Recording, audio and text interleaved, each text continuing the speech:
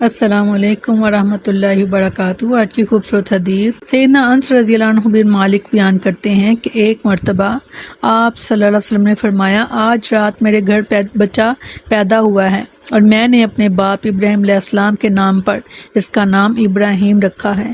مسلم کی روایت ہے 2315۔ اور بچے کا نام جو ہے وہ ولادت کے پہلے روز بھی رکھا جا سکتا ہے، 7ویں دن کا انتظار ضروری نہیں بلکہ وہ نام رکھنے کی آخری حد ہے۔ سیدنا انس رضی اللہ عنہ بن مالک بیان کرتے ہیں کہ میری والدہ نے جب بچے کو جنم دیا تو وہ اپنے بھائی کو لے کر آپ صلی اللہ علیہ وسلم خدمت میں حاضر ہوئے تو آپ صلی اللہ علیہ وسلم نے اسے گھٹی دی اور اس کا نام عبداللہ رکھا۔ بخاری کی روایت 70 اور مسلم کی 2144۔